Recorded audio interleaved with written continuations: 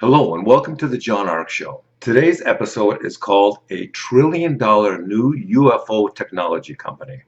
Everybody assumes that Google and Apple are the most valuable companies in the world. But what if that's not true? What if there was a secret technology company that was dedicated to analyzing, reverse engineering, and marketing UFO technology that's been retrieved over the last 75 years by the US government?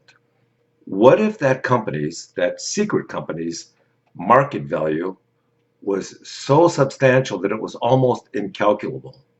We're going to have a hypothetical discussion about the existence of such a possible company and what that would mean to the world's economy on a political, economic, and military level.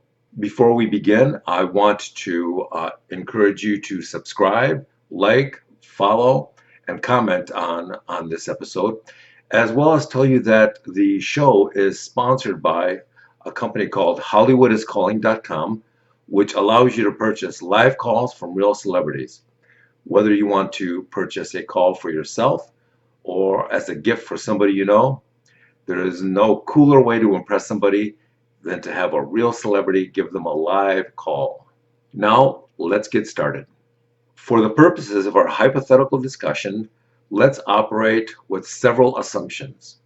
Let's assume that over the last 75 years, the US government has been secretly retrieving UFO technology that has crashed to this earth.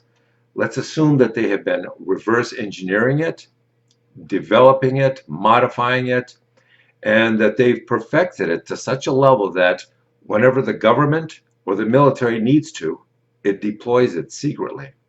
Now, there are many potential UFO technologies that we could discuss, but for the purposes of this discussion, we're only going to focus on three hypothetical technologies. Those technologies would be the following: an anti-gravity engine,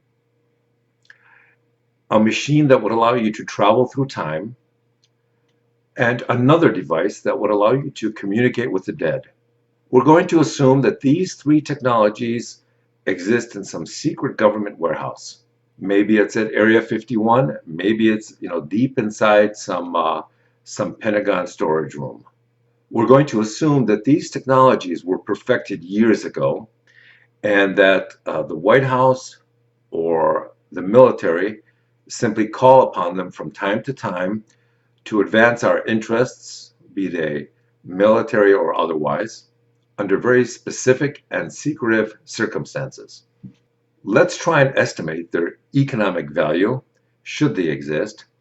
Let's assume that these anti-gravity engines have existed for a while and that the US government has been using them militarily and perhaps, in some other way.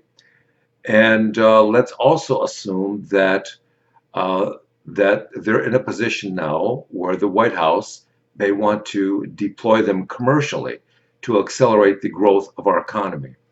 Next, let's assume that the White House had a special press conference today and that they have announced that they are going to reveal the disclosure of these anti-gravity engines, and they're going to begin commercially manufacturing scaled-back versions of these engines for public consumption. They're not going to be able to allow you to travel on an interplanetary level, but they may allow you to go from New York to Los Angeles or New York to Australia in a second or two. What would technology like that be worth in today's marketplace? First, you would have to factor in the inevitable reality that by introducing vehicles like this for personal use, you would immediately bring the sale of conventional automobiles to a grinding halt. Why would anybody want to buy a gas-powered car or an electric vehicle to drive to work when you could purchase a device that could get you there in a second or two? Who's going to want to buy a Cadillac or a Tesla when your flying saucer is probably going to look a lot cooler and make travel almost instantaneous? The next issue you have to contemplate is what happens to commercial airliners who've grown accustomed to charging people thousands of dollars to fly them around the world. What happens to that industry when your personal vehicle can get you to Australia or Moscow in just a couple of seconds? That entire industry becomes very compromised. Why would anybody bother taking a plane anywhere at that point forward? Next, let's assume that in the first year of production, the United States was able to sell 10 million of these, let's call them personal saucers, to consumers at $100,000 each, and that the fuel costs were very nominal, almost inconsequential. If these were sold at 100,000 each and they had a projected lifespan of 25 years, then that changes the economics for a number of industries. First of all, that would mean that gross sales of $1 trillion in year one would be very, very likely to consumers. What would a company like that be valued at? Well, if some media companies can be valued at 10 times revenues, then it's really safe to say that a revolutionary technology like this could easily be valued at 20x or 20 times a trillion or $20 trillion. Think about that, $20 trillion. Now let's assume that at that same White House press conference, the president announced that the US is in possession of time travel technology and that they were going to be creating time travel theme parks all across the United States. And you could go to these theme parks, and for $500 or $1,000 a trip, you could use these devices to travel forward or backward in time. Think of it as Disney World, only much more substantial because of the incredible opportunity to move forward and backward in time. Let's assume that the White House also announces that when you go to these theme parks and you venture off on these time travel expeditions, you have to be accompanied by a government chaperone who's assigned to you to make sure that when you move into the past or you move into the future, that you don't inadvertently alter the space-time continuum and destroy history. I believe that people would easily pay $1,000 a year to take a vacation like this. If we assume that 500 million people each year took a $1,000 trip into the past or the future, then that would generate $500 billion in revenue. Such a company could easily be worth 10 trillion. Now the next one gets really interesting. Let's assume that the White House also announced that they're going to release a new technology which allows you to communicate with the dead. Think of it as a flat screen television that allows you to video conference with people who've passed away, and you can make these video conference calls for, let's say, $100 a call. You could contact any person, any deceased person from any point in time and any place. It could be a parent, a deceased spouse, a former president, Marilyn Monroe, anybody. You could contact them, but of course it's up to them as to whether or not they want to take your call.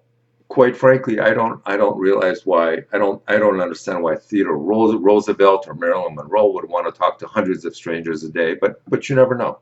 But I do think that most living souls would want to talk to their deceased relatives. I think that is a given.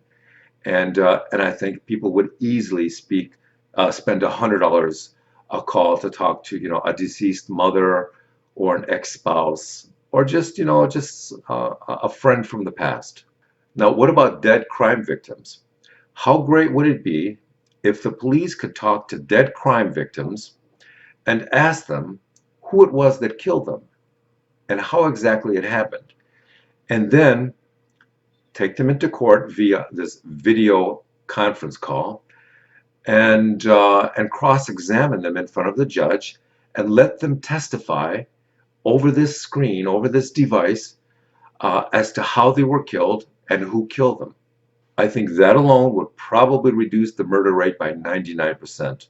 If murderers knew that their dead victims could be summoned via this new flat screen device and asked to testify against them in court, I think that would make some of the most entertaining video ever.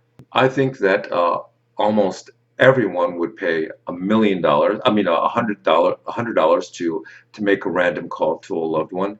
And I believe that most major cities would pay $10 million a year to license this technology to allow their police departments to interview dead crime victims and have them tell the police who it was that killed them and how. I think $10 million a year per police department all around the world would be a fraction of what they ordinarily spend trying to solve crimes that in many instances they're not able to solve. I think this device alone would generate several $1 trillion in revenue each year and would, as a company, probably have a market value of 20 or 30 trillion dollars worldwide. Now, technology like this, once it is brought to market, it would also create problems. One problem is that people wouldn't have to work anymore. They could just go into the future, see what the stock prices would be in 6 months, come back to their present time, invest in those stocks, and make a fortune. You know, why would anybody kill themselves trying to be productive when they could just sit around investing in stocks that they knew were going to increase in price? What about medical cures? What about using this time travel technology to go into the future to find out what the cures are for cancers and other tragic illnesses, bring that cure back into the present, and then start curing people of cancer for $50 or $100 each? Now, what about all the companies that would be disrupted or completely or that would completely collapse because they simply could not compete with these new technologies? That would have a tremendous downside impact on the economy. The question is, would the new technologies and the companies they brought to market outweigh the devastation that would be caused in many of these other legacy industries? The chemotherapy industry, you know, aspirin, like all these existing medicines that people take now, a lot of that might be phased out of existence. What about the inequality that might result between a two-class society? The people who could afford to travel back and forth through time and the people who couldn't. Now, quite frankly, can somebody who can't travel through time compete with somebody that can? Somebody who can travel into the future, access the latest and the greatest, come back, incorporate it into their own lives. How does a normal individual who can't travel compete with somebody who can? What about one of the largest industries of all, the military-industrial complex? The industrial complex has grown accustomed to these enormous wars which generate tremendous profits. Some of these wars are 5, 10, 15 years long. What happens when you have the ability to travel through time during a war, find out how and why the last enemy attack on your country was able to prevail, and then you go back and you reverse those circumstances, and then you win. Oh, but wait. Now the enemy, what if they also have time traveling technology? What if they travel through time to find out how you were able to reverse their last military victory, and then they travel through time to reverse what you just did militarily? If you think about that for a second, this could open the door to endless wars, wars that go on for centuries, as countries attack and counterattack each other, and then they travel through time to reverse the last attack or to prevent the next attack and continue to one-up each other. We could be opening up the Pandora's box to never-ending eternal wars. So, you know, the question people have always had is, why doesn't the president just reveal all these UFO technologies? Well, as you can see, this is a really complicated situation. You know, it's not just all the benefits, but it's all the shocks to the economic industries that have kept our world afloat. You know, if you have entire industries that are wiped out by new technology in just a year or two, that's going to be a tremendous shock to the system. So there are as many good reasons to bring this technology to market as there are risks to doing so. So this is an interesting hypothetical discussion, but the reality is it's a super complex one. So with that in mind, I want to thank you, and we will talk to you soon.